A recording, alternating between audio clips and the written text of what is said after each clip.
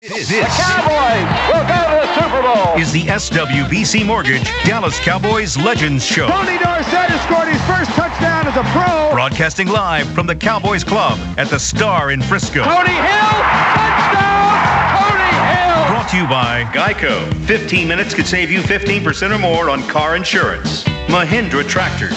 Get the best 7-year warranty in Texas. And by SWBC Mortgage. Prepare to win. Call SWBC for all your insurance needs. Now, your hosts, Mickey Spagnola and Bill Jones.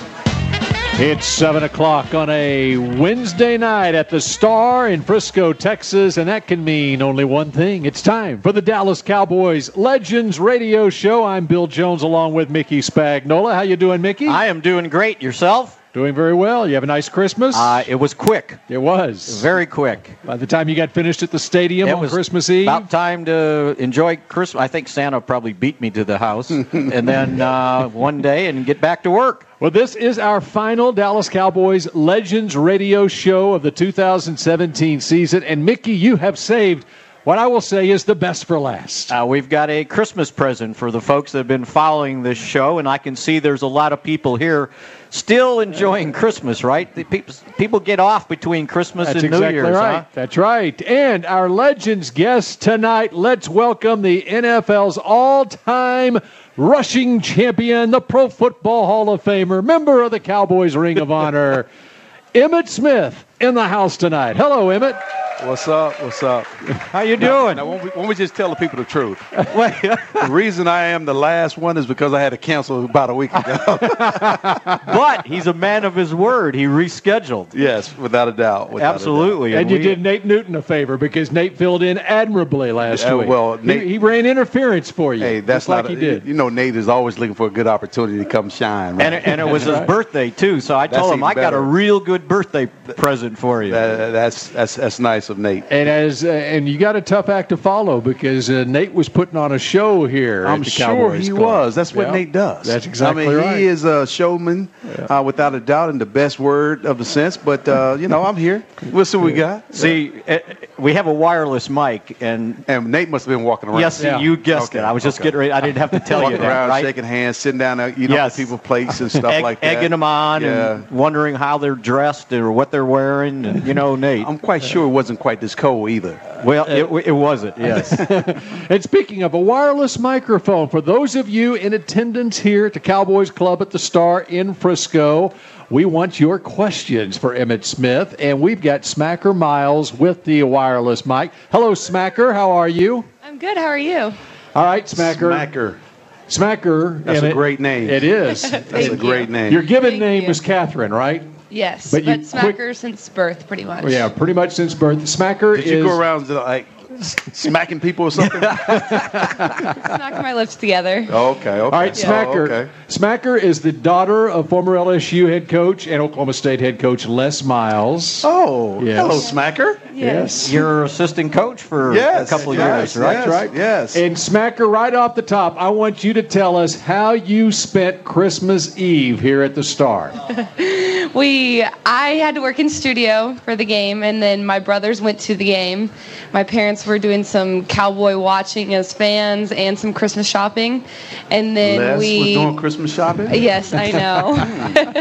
Because he was out of Baton Rouge. Okay. And then we ate dinner, and the boys couldn't stop talking about getting out onto the turf field in the middle of the plaza. And so then we opened presents, and there was no opening presents excitement because the boys had to get down to the field. And so once my dad was talked into going out into the cold weather and playing, he obviously wanted to win. And so I think we got a couple first down calls that might not have actually, yeah. So the Miles family played pickup football out here on Tostitos Plaza right outside from 10 p.m. till midnight on Christmas Eve. I can promise you one thing. You would never catch Emmitt Smith out there playing football with my family. I don't play football anymore. I watch my kids play football. You may see me up here watching them run. I brought my son and some family members up around Thanksgiving time, and they had a ball. I mean, a ball. I mean, they were running up and down. My wife was even actually sprinting up and down the field. I mean, it's just crazy. And trying to get me out there, I'm like, nah, I'm too old for this. And Smacker's two brothers, they play college football. One's in North Carolina, one's at Nebraska. So really? That's a football family right there. That's the way to spend Christmas Eve. Way to go, Smacker. That field just does something to people, right? That's right. It invites you to go out there and hurt yourself. That's exactly right. Especially for older people like myself, you know what I'm saying? Those hamstrings go quickly, right? Man, please. Smoke start coming out of my legs, man, when I take off running down. And you mentioned your family. I noticed EJ tweeted today. EJ is a sophomore running back at Jesuit College Prep in Dallas. He got an offer from Urban Meyer and the Ohio State Buckeyes today. Yeah. It's crazy. It's fun to watch, though, to see the excitement in his eyes and to see hard work actually pays off. I keep telling him, I mean, you just have to do what you need to do. You have to take care of your body. You have to train hard. We have to study the game. Mm-hmm. And there's so much more that he has to learn about the game. It's amazing to see how well he's doing without having that knowledge. So I assume you go to the games. I try not to miss a game. So do you sit in the stand? I mean, yes, can you sit in the stands and watch? Yes, I do. Yeah. And the beautiful thing about sitting in the stands is the Dallas Jesuit fans or the moms and dads. Everybody's so courteous, and they allow me the flexibility to sit over with my family and enjoy the game as much as I possibly can. I'm telling you, I am about as nervous as you can possibly imagine. Most people think that I'm sitting here watching the game, I should know what's going on, which I do know what's going on. That's the problem. I know what's going on. Right. And I know these hits can really hurt. And so when you're watching your own kid run out there between the tackles and getting hit and people getting up talking noise to him, you want to know, is he going to have that, can I get back and fight and fend for myself? And to see my son do that as a sophomore starting on varsity this year was really eye-awakening for me. And it told me a lot about him. And trust me, he did not come off. There was not a game where it was a tough game.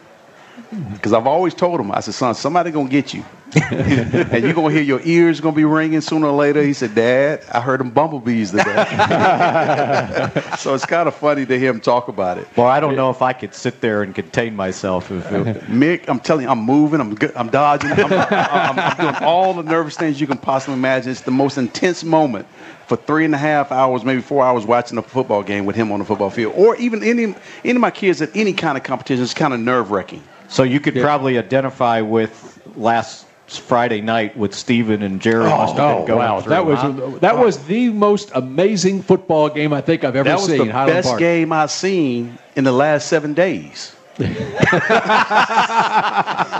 serious. That was the best game I've seen in the last 7 days. There's been a lot of games played in the last 7 days. A lot of games in the last 7 days, but that was the best one, most entertaining one. Boy, that was something. And by the way, at Jesuit, Daryl Johnston's son plays lacrosse at Jesuit. Yep. And he signed with Michigan. Yep. And then Darren Woodson's son is a baseball player. Yep. Hadn't he committed to Texas, I think so. Yeah. Yep. Yeah. Of course, that's the alma mater of Jordan Spieth as well. Yes. So, anyway, that's quite an athletic school there. Is this starting to make you feel old that, you kind of knew this guy when he first got here, and now he's got kids that in that polka dot outfit? Now, see, we were having such a great time until y'all went there. I mean, low blows is uncalled for. You know what? What I loved about that was when you walked in the door at Valley Ranch, I said, this guy's got the it factor, okay? He's got enough confidence to walk in on his first day wearing that, and I knew he's going to make it in this league. Well, sure you said that on one side, and on the other side you were thinking some other way. What if I'm wrong?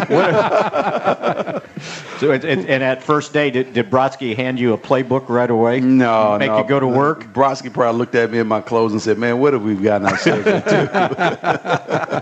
But good part about it is Michael Irvin had already broke the ice. That's right, yes. And so it became a Florida ritual. If you did not show up with something completely hideous, you was not from Florida. By the way, Mickey's got his Missouri onesie on tonight to watch Missouri. Absolutely. I just happened to have dress pants on for TV stuff, and I said, Missouri I gotta and wear Texas this. play right That's after right. this show, and That's so right. you're excited to watch Good luck that. to Mizzou. That's Yeah. right, absolutely. SEC. Come on, SEC. Trying Show to, up. That's trying, right. to, trying to beat the big university in Florida, Tennessee, Arkansas, and Texas in the same year. Good luck. And Mickey had the audacity to ask Emmitt a moment ago if he ever played in a bowl game. Of course, Emmitt Smith played in a bowl game. I mean, do you really consider the Aloha Bowl on New Year's Day a bowl game? It was a trip to Hawaii. Yes, it was a trip to Hawaii. Do you really consider playing in the All-American Bowl a bowl game? All-American Bowl in Birmingham? Birmingham, Alabama, and the Freedom Bowl out in Pasadena, Anaheim, California. Anaheim. That's right. Those are New Year's Day bowls. The real bowl games are New Year's Day bowl games. Because Right. Aloha Bowl was Christmas Day, right? Yes, Yeah. yes. And okay, who'd you play in that Aloha Bowl? We played UCLA, which Troy Aikman was the quarterback, and James Washington was the safety, Wow. and Ken Norton Jr. was the linebacker, and I was a true freshman. And these guys were like sophomores and juniors, and yeah, so we played against Aikman. Then all of a sudden, we ended up on the same ball club, winning Super Bowls together. How beautiful is that? Who'd you play in Birmingham? In Birmingham, we played Derek Brownlow. Really? Yeah, Derek Brownlow was the linebacker on the other side of for Illinois. Jeff George was on the football field as well. Wow. Yeah. Wow. Yeah. I covered that bowl game once, long time ago. And then in Freedom Bowl? the Freedom Bowl, who was on the Washington Huskies team? I can't remember. So that would have been the 89. That would have been season. 89 season. And we had a quarterback out of Liberty, Texas, a true freshman by the name of Donald Douglas was our true freshman quarterback. I'm sure Bill remembers Steve him from Emmitt? his high school days. Steve Edmond may have It was been on Washington. May have been on Yeah, Washington's that's football right. team. Yeah. I threw a name out there. That's good. Yeah. Very Yeah. good. Yeah. And he was on the field the same day I broke the record too, by the way. Brunell would not have been there yet. Mark Brunell. He's a Washington guy. That's probably early, right? Yeah. I'm not sure. Yeah. Broke what record? The one record. The one record. The one that really matters. Most yards rushing in a game? Yeah. Yeah, that one. That one too. That one too? That one I never held, so I never Have you got ever that. added up how many records you hold? No, I haven't. Someone needs to. But- It's take a long time to add up all those If someone records. did and they told me the Every number, level. I would remember the number. Because that's at about it. Escambia, okay, the Escambia Gators, right? Yes. Okay, Yeah. and then you go to the Florida Gators. Yes. Okay. When Emmitt played high school football, when you finished up your high school career, you were the number 2 all-time leading rusher in the nation in high school football, right? Yep, behind a guy out of Texas. Yep. Ken Hall. Ken Hall, the Sugarland Texas. Express. Sugarland, right? Yeah, The Sugarland Express, Ken Hall. That's right. And did he play 8-man football or 9-man football, something like that? I'm not sure. I'm not sure either. Yeah. I'm not sure. It doesn't really matter. Well, Yeah. just go on Wikipedia, and there's a list like this of his records. I Yeah. started reading them, and I go, I ain't got time to write all those Mine down. or Ken Hall? Yours. It was a long list. It really doesn't matter anymore. All right, one more college question. You happy with what Florida has done with the head coach situation, hiring Dan Mullen? I think Dan Mullen will come into Florida and do a very good job for the Gators. I think he went to Mississippi State and did a very, very, very good job over there at Mississippi State in terms of turning the whole program around. Dak Prescott would agree with you. Yes, and so I think he has the same capabilities of transforming the Gators organization around. It just requires some discipline and some focus and bringing in the right character guys, and so guys know what's important. I think organizations themselves need to think about the psychology of the player that they're bringing in, and especially ones who fit the mold and the mission of the university itself. EJ's got an offer from Georgia, I see. Yes, he did. You good with that, being a Florida guy? I'm very good with any offer that he gets. I tell people all the time, my son has to choose his own path, not his daddy's path. His daddy's done what I needed to do, but from this point forth, it's all about him. And any offer that he gets, my job as a father and Pat's as his mom is to make sure or put him in a position so he can be successful. And the rest is up to him. All right, Emmitt Smith is our guest on the Dallas Cowboys Legend Show. We open it up to your questions here at the Cowboys Club at the Star in Frisco when we continue in a moment.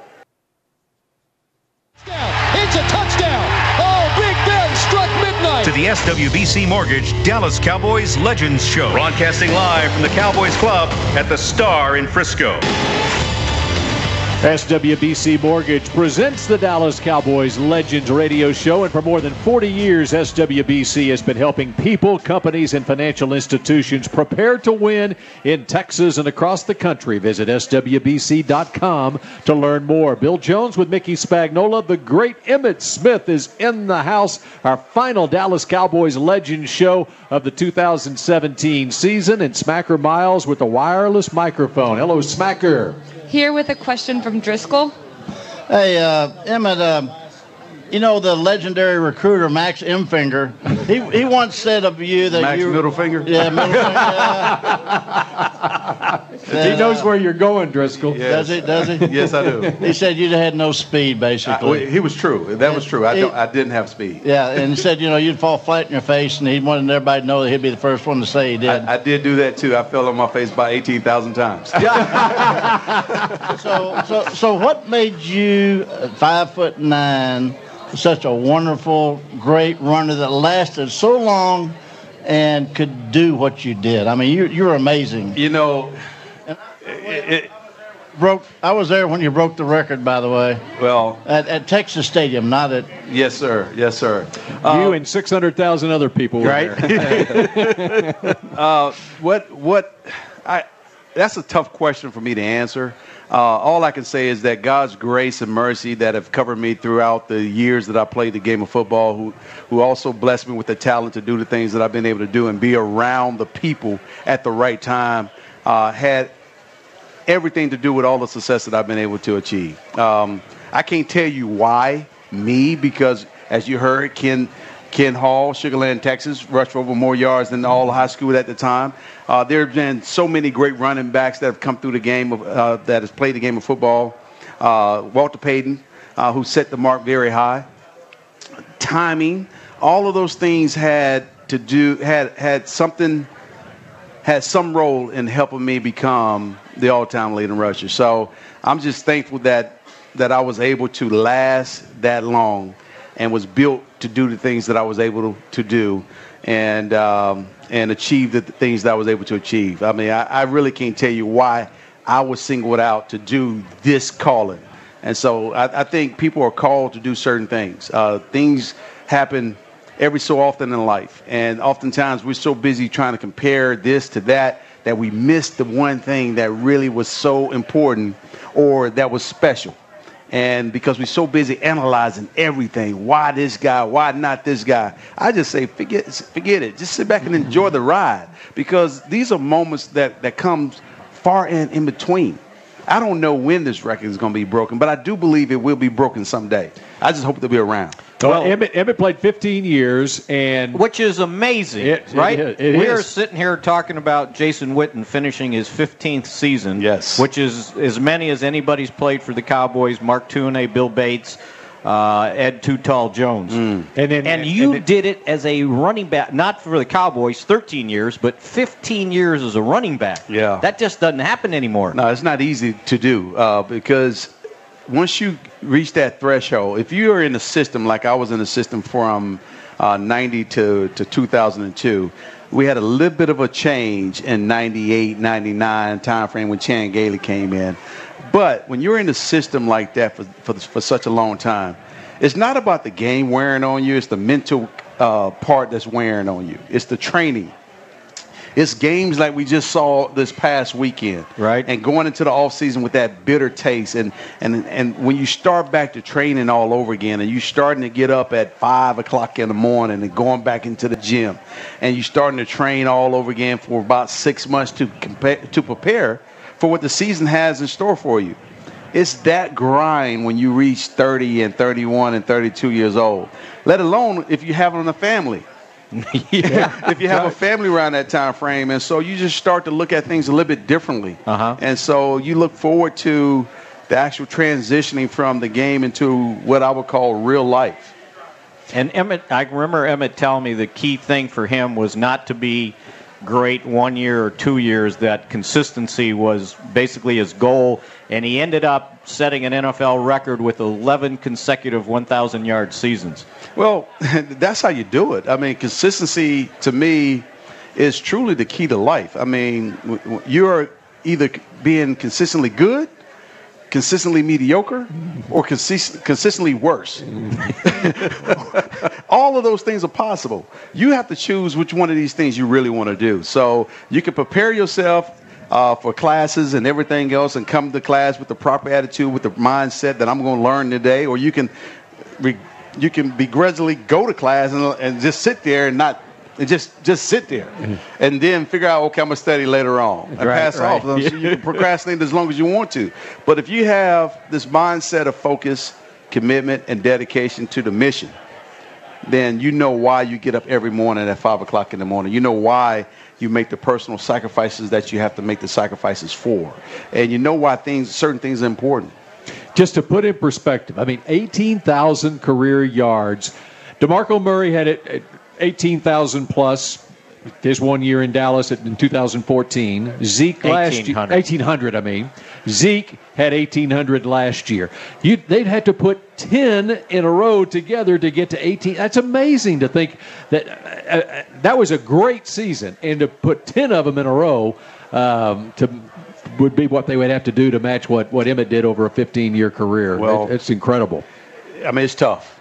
That's all I can say. It is tough, and especially when you're going onto the football field every week and you know defenses are gearing up to stop you. But the beautiful thing about this game is that you don't have to be a one-sided offense. I was never on a one-sided offensive team. I was on a team that stressed and believed in balance. The more balanced we were, the better we were. And to me, those are some of the important things in life too. Balance. If you're going to play hard, you definitely got to rest and give yourself a chance to recover. If you keep doing it over and over, hard, 100 miles an hour every day, eventually it's going to catch up to you. So you got to have the proper balance. You got to be able to decompress somewhere and disengage somewhere and be able to calm your mind, calm your body, allow your body to heal up at the same time. And that doesn't even include the 515 receptions for 3,224 yards receiving. That gets them to 21,000, right? That's exactly right. So, the other, I thought, amazing thing was for the majority of your career, almost all of it, you stayed healthy, too. Well, that's another key element, is avoiding the big injury, the one that takes you out 6 to 8 weeks, or if not a whole entire season. Late in my career, I had a couple of those things that took me out for 3 or 4 or 5, maybe 6 weeks.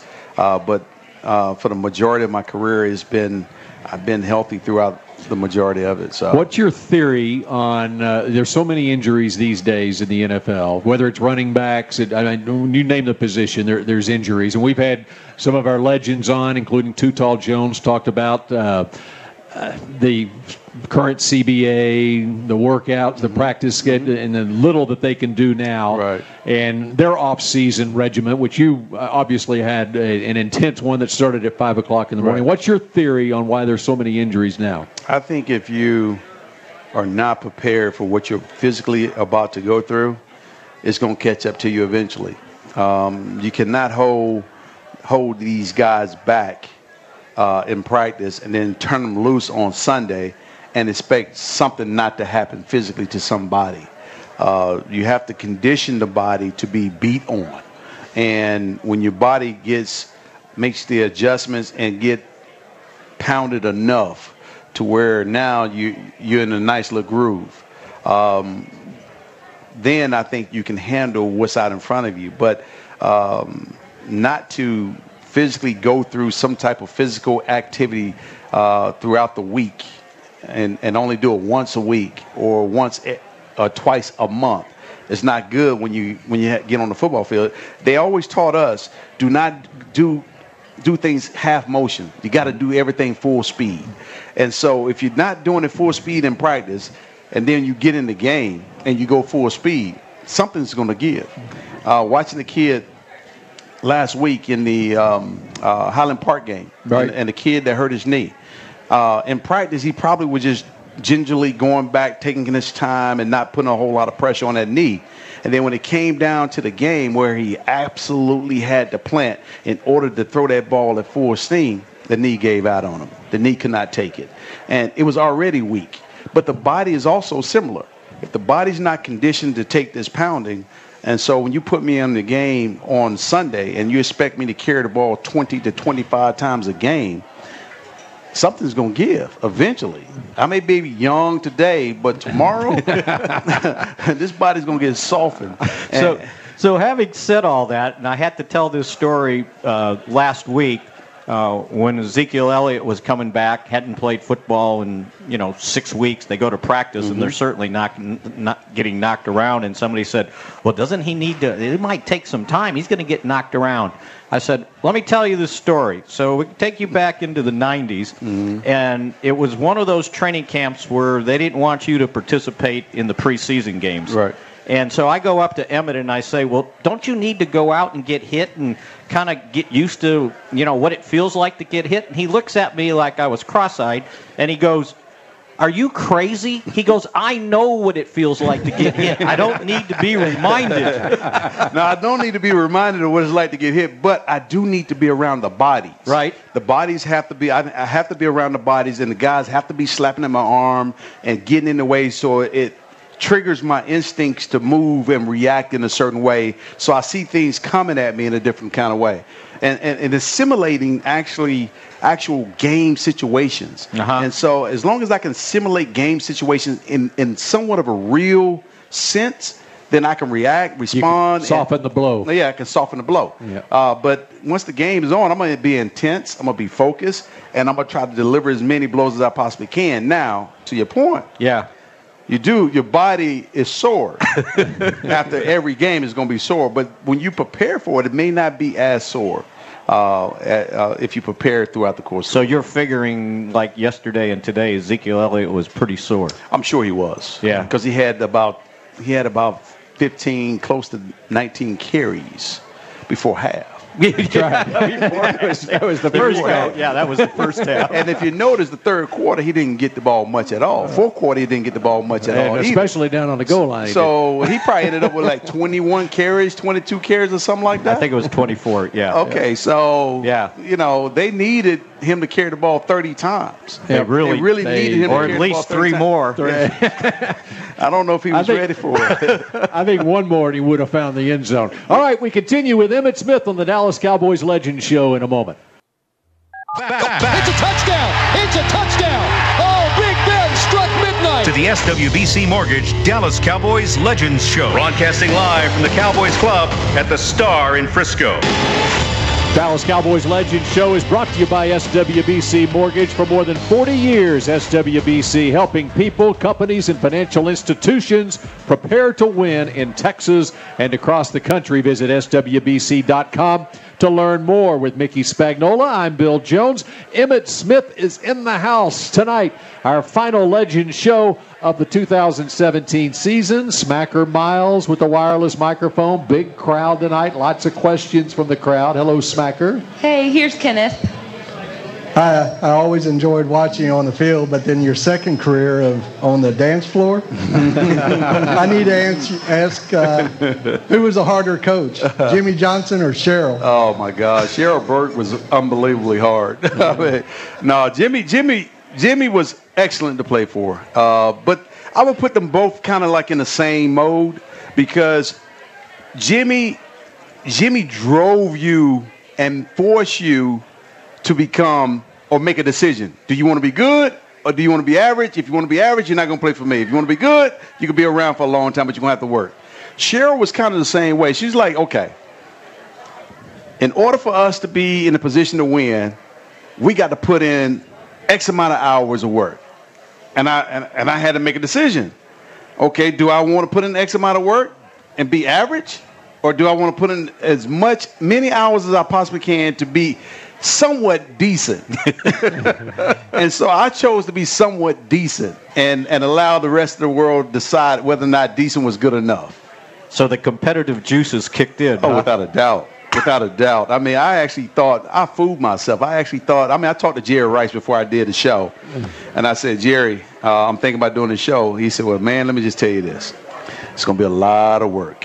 That's what he said. It's going to be a lot of work. It's going to take a lot of hours. You're going to have to put in some hours. I'm like, how hard can it be to learn a minute and 20-second routine? How hard can it be? And so for the first month of practice, I was okay because we was averaging almost 4 hours a day. But I had a month to prepare for one dance. Then once the show began, I only had 4 or 5 days to prepare for the next week. That's when it became hard.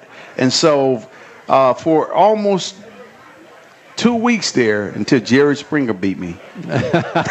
There's some bitterness there. Yeah.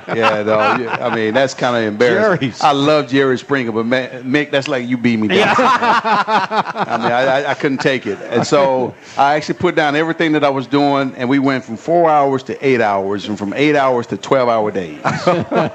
Just putting in the routine. And the thing that I learned was, it's like anything else in life. If you want something bad enough, you absolutely have to go all in. You cannot do it 1 foot in and 1 foot out. You have to give it your all. And you have to be focused. You have to be dedicated. You have to put in the work in order to see the results. And if you're dedicated and disciplined and focused and committed to the mission, you will start to see yourself transform into something different. And if your attitude is right, which is so important in everything else that we do, it'll work out in the end. All right, compare dance time with game time. How nerve-wracking was it right before dance time as compared to? Not even close. Yeah, I figured you probably weren't nervous before. Dance will kill game time any day of the week. I'm just joking. No, it's just not close. It's just a different thing. It's just completely different in terms of the atmosphere themselves. I mean, going out and dancing. The first time I did it was nerve-wracking. It was like my very first football game. And the reason why it was nerve-wracking because no one has ever seen me perform on a dance floor. No one even knew I could even dance. My wife even questioned whether or not I should be on the show. And so going out there the first time, I got through the dance. I was like, okay, cool. I made it through it. And everybody clapping, everybody excited and everything. Then they asked me to come back and do the encore. And I was like, oh, my gosh. Everybody's going to be critiquing everything that I do. And then they start playing in my head. Then after that, I just said, forget it. No matter what happens. And just go out there and have fun. Enjoy yourself. Learn the routines. It's just like learning the playbook. You learn the playbook. You know who to block. You can respond quicker, respond faster, and perform better. Once I learned the dances, I could perform better. That's the way it was for me. All right, Smacker, got another question out here. Here's Greg. Hi, Emmitt. I don't want you to dance around this question, but I think everyone here knows you'll probably be one of the best Dallas Cowboys will ever see.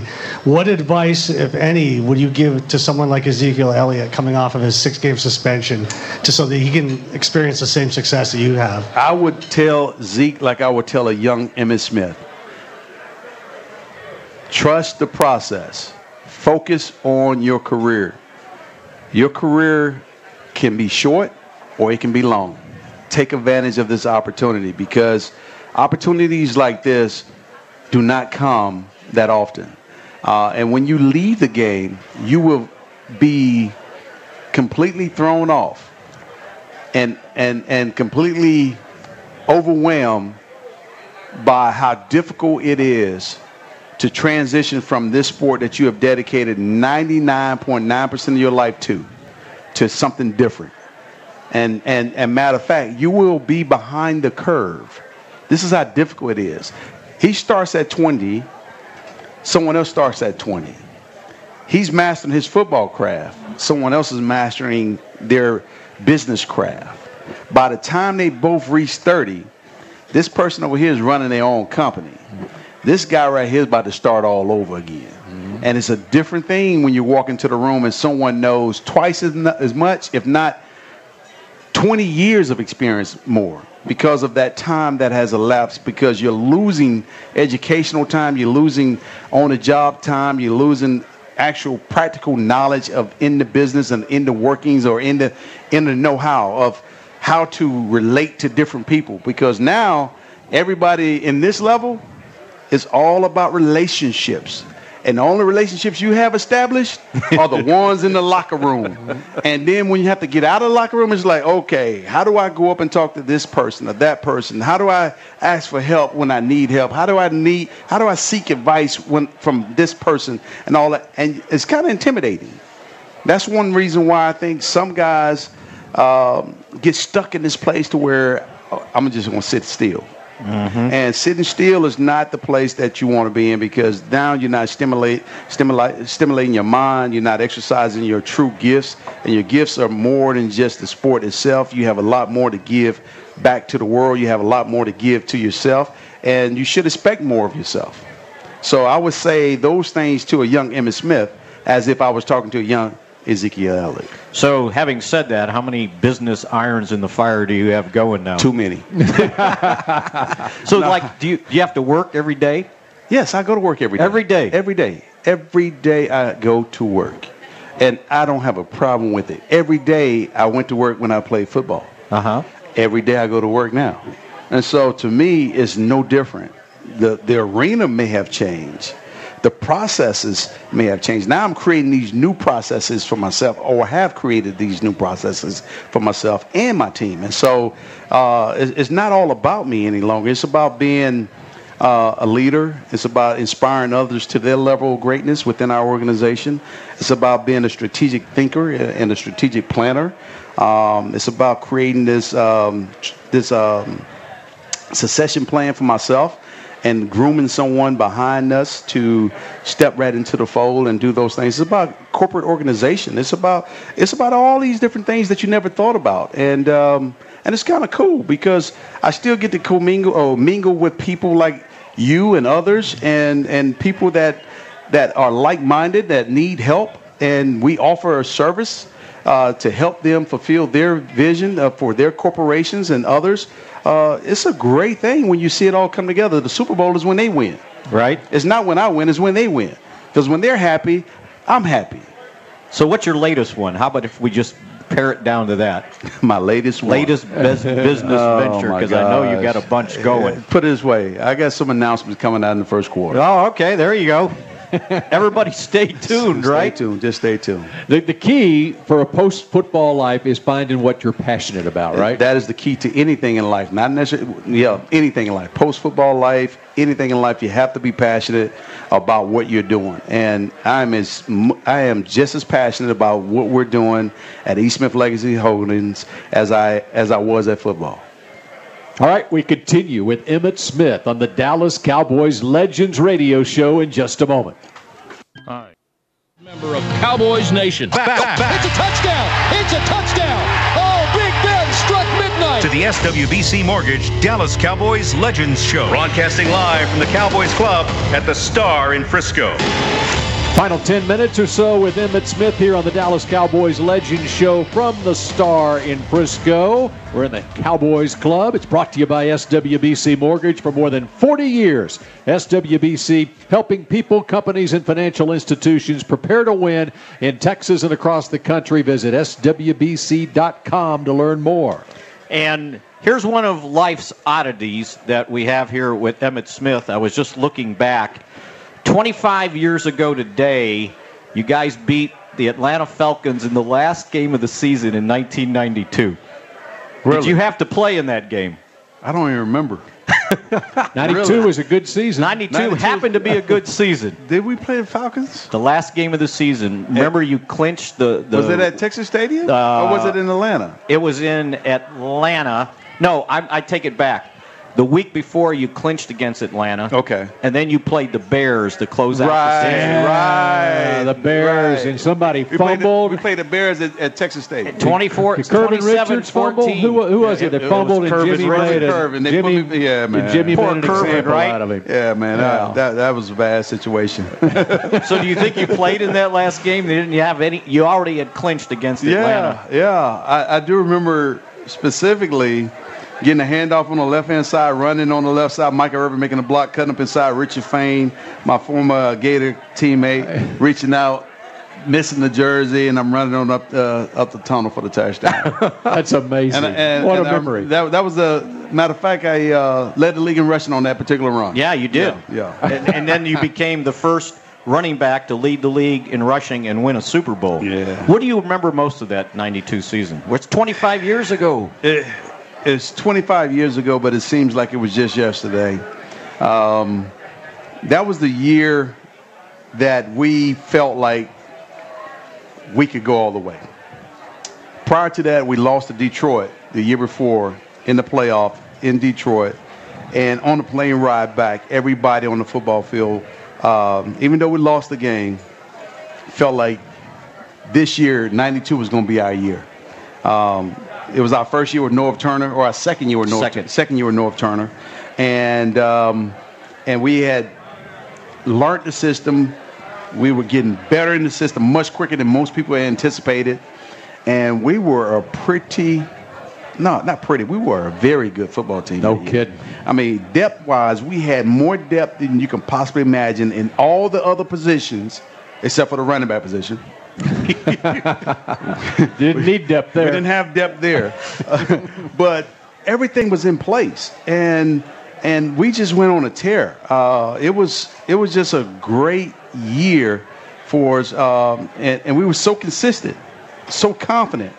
And going into the playoff, we felt like this is what we was going to do. And then once we went to San Francisco, it was on and popping then. I mean, it was like, wow, we actually are here. And that's when the term, how about them Cowboys, was coined by Jimmy in the post-game locker rooms.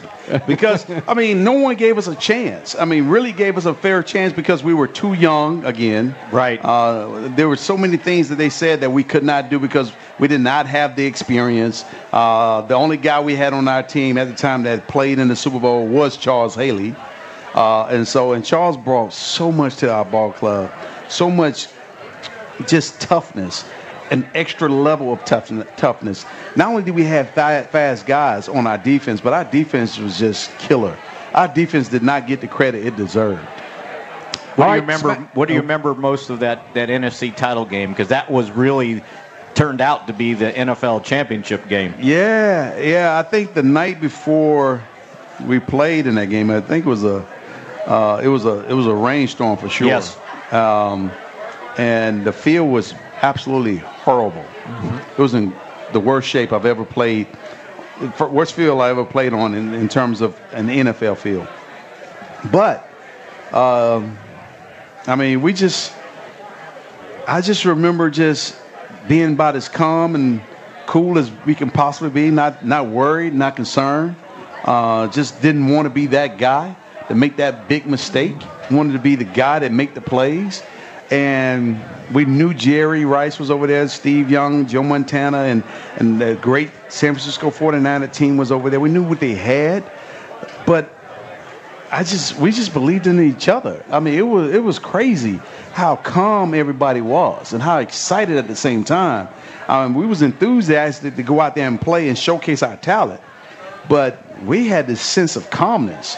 I believe our leader in Jimmy himself just reassured us that we can do this. I grew up a Cowboy fan, and I think that game against San Francisco was my favorite all-time Cowboys game. I can understand why. It was the turning point.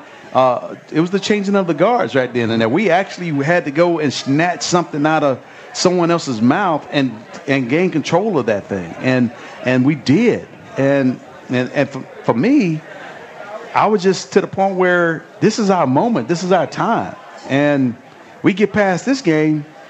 There's no stopping us from this point on. And there wasn't. There wasn't. The only thing that could stop us was ourselves. Yeah. And we end up stopping ourselves, to be honest with you, because we had the better team in just about every game that we played in up to that point. We shot ourselves in the foot. Even when Jimmy left, a lot of people want to blame things on Jimmy and Jerry during the situation, but Jimmy had given us all that we need. He could give us. He gave us the focus. He gave us the discipline. He gave us the recipe for success. We just needed to go out and tackle it and gain it and control it and own it. We never took ownership of it until a year later. There you go. All right, Smacker, we've got another question out in the crowd. Yes, here's Seth. So Des Bryant hasn't been as dominant over the last 3 seasons. He's missed 10 games because of injury and has 22 games now without recording a 100-yard game. He's 3 years. Are you keeping up with the stats or something? Yes, sir. I mean, are you a fantasy football lover? No, I'm just a Cowboys lover. Okay. And he's 3 years into a 5-year, $70 million deal. How do you think the offense is going to do with him? Over here, huh? What do you think his role in the offense is going to be over the next 2 years? That's a very good question. I think there's some evaluation that probably needs to take place throughout the offseason because we have to figure out what are we doing and how we're going to get better going forward. There's some tough decisions that probably will need to be made. I'm talking like I'm a GM right now. Yeah, right. But being a former player and being in that position, I know change will come. And it may not be the change that we all would expect or even a player might even expect.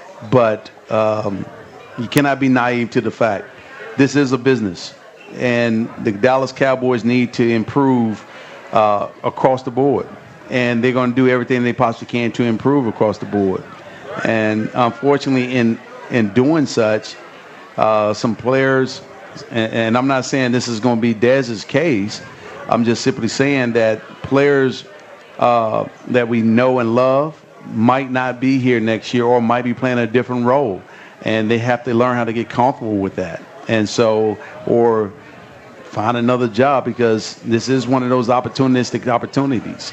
And so you have to take advantage of the opportunities that are before you and rekindle that fire. I mean, that's why it's so tough to play 15 years in the National Football League. And that's why consistency is such an important thing. So you can address these kind of questions through play, not just through conversation. When you can bet and bank on somebody showing up every week and say, this guy going to get 100 yards. They make a mistake, they're going to punish him. He's going to punish him. That's the consistency that you look for. And I think the Cowboys need to get back to that level of consistency straight across the board. We have less than 2 minutes left. We have a very quick question, Smacker. Yes, we can make it happen. Here's Tim. Hey, I was watching the game when against the Giants, you separated your shoulder and you went back in and continued to play. And I told my friend, if his arm falls off, he's going to pick it up and beat people on his way in the end zone with his arm. Having said that, how do you advise players that come to you that are suffering with injuries now with all? We got a minute left. Well, how do I advise them? The one thing I can say about the Dallas Cowboys, they have a great training staff. Britt Brown and Jim Maurer and those guys have done a great job and will continue to do a great job of rehabbing their players. But players also have to do extra things on their own. They have to find ways to help themselves continue to get body work and to get better. They can't just rely on Jim and the wait staff to do their part. They have to do other things off the football field to help them get better as well. And if you came to me, I'd tell you some of the formulas and some of the things that I did, and you can go try it and see if it helps. And if it works, great. So you need to know when they do tours out here and they get to that championship game, the end of the '93 season when you got hurt, well, this legend has grown. Your bone was sticking out. Oh yeah, it was out. Yeah. It came through my throat. You need to come out here on one of these tours and help them out. Yeah, it's hilarious. Yeah. Emmitt, we appreciate you joining us here on the Dallas Cowboys Legend Show, and thanks for joining us all season on the Dallas Cowboys Legend Show.